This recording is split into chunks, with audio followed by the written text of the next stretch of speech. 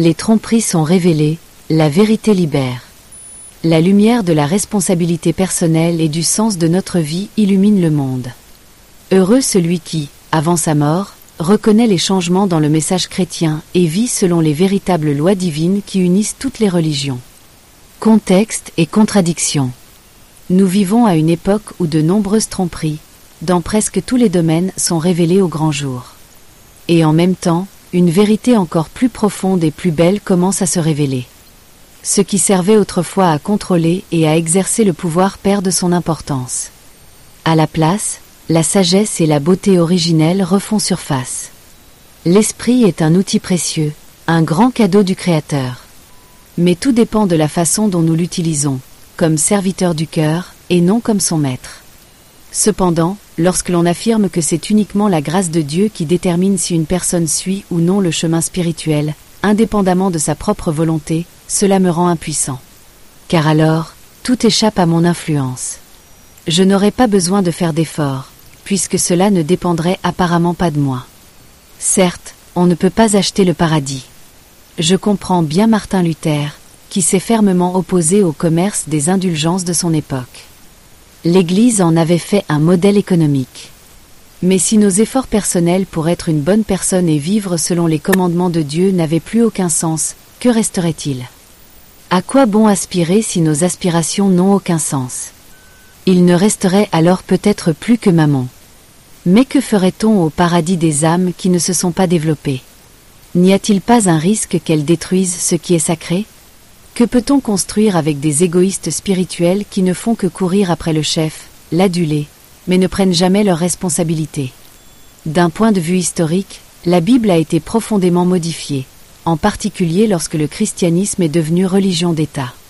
Il semble qu'on en ait fait un instrument de pouvoir et un modèle commercial extrêmement efficace.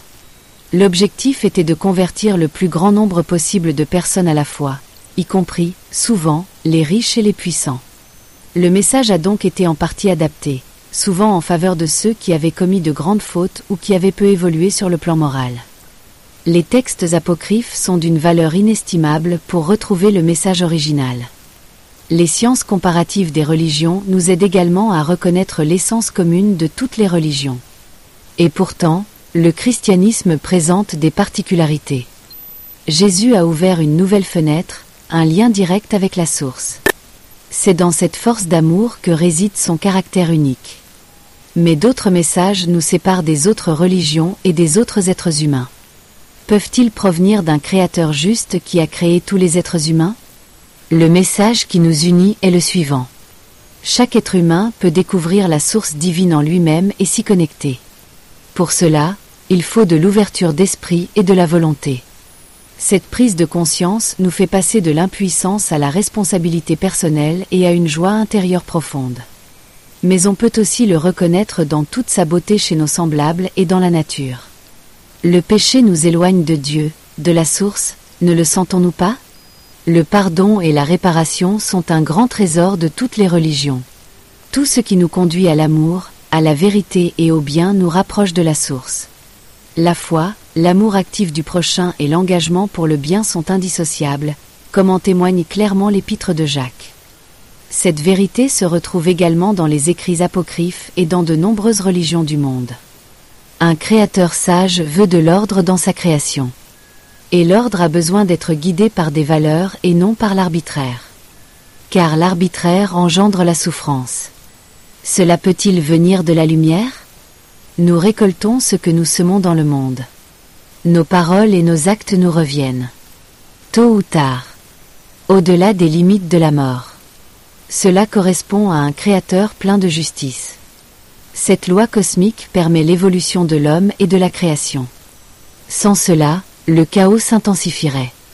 C'est précisément cette prise de conscience qui donne un sens et une profondeur à la vie. Rien n'est vain. Tout a une cause, tout porte en soi un but caché. La vie est notre école, afin que nous puissions mûrir pour devenir la meilleure version de nous-mêmes. Sur le chemin de la perfection, que nous n'atteindrons peut-être jamais complètement, mais que nous pouvons nous approcher. Les grands maîtres sont pour nous des modèles, des lumières et des repères. La vérité lumineuse. Que la lumière de la vérité. atteigne la terre. Doucement et clairement. Qu'elle éclaire nos pensées. Attise notre désir. Et nous rappelle le sens. Qui réside en toute chose. Car le moment est venu. Où les voiles tombent. Et où la vérité apparaît. Comme une source. Longtemps cachée. Sous les décombres et le bruit. Ce qui servait autrefois le pouvoir. S'estompe. Et la lumière de la sagesse. Revient dans nos cœurs. L'esprit. Un outil précieux. Que le Créateur nous a donné. Mais pas pour régner. Mais pour servir. Le cœur. Comme un bon couteau. Qui ne doit pas blesser. Mais façonner. Ordonner, guérir. Tout n'est-il que grâce? Alors nous serions impuissants. Jouets du caprice divin. Mais non. Nous sommes co-créateurs. Appelés à danser. Entre le ciel et la terre. Ce n'est pas avec de l'or. Ni avec des offrandes. Que nous atteindrons le paradis. Mais avec un cœur pur. Avec la fidélité à la vérité. Avec chaque pas. Vers l'amour. Mais que se passe-t-il? Lorsque le caractère ne compte pas? Lorsque des âmes immatures et égocentriques se pressent dans les espaces célestes? Le sacré n'est-il pas profané? Lorsque l'authenticité n'a plus de sens? L'histoire nous enseigne que beaucoup de choses ont changé. Lorsque la foi est devenue pouvoir. Les paroles sacrées ont été façonnées par la politique et la possession. Mais elles existent encore. Les traces de l'origine. Dans les apocryphes. Dans le cœur de ceux qui veulent voir plus loin. Toutes les religions portent beaucoup de lumière en elles, à côté de quelques ombres. Mais tous les systèmes qui prétendent être les seuls vrais ne peuvent provenir d'une source divine qui a tout créé. Ce qui nous unit, c'est l'invitation. Reviens chez toi, à cette source qui réside au plus profond de toi. Elle ne parle pas fort. Elle murmure. Mais si tu te tais, tu l'entends. Jésus. Non pas comme juge, mais comme fenêtre. Non pas comme propriété d'une église, mais comme pont. Vers l'amour lui-même. Croire. Pas sans acte. Et les actes. Pas sans amour. Comme deux ailes. Qui nous portent. Vers des espaces plus élevés. Le Créateur aime l'ordre. Pas la rigidité. Il aime la liberté. Pas l'arbitraire. Car sans loi, la vie s'égare. Et sans cœur, elle se fige. Nous récoltons ce que nous semons. L'écho de notre être nous revient.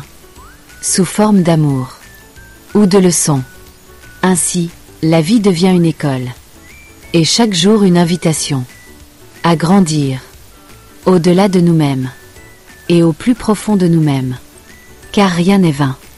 Tout a un sens. Tout est chemin. Et à la fin, nous ne sommes pas la perfection. Mais le dévouement. Pas la perfection. Mais la volonté. De devenir lumière. Dans un monde qui a tant besoin de lumière.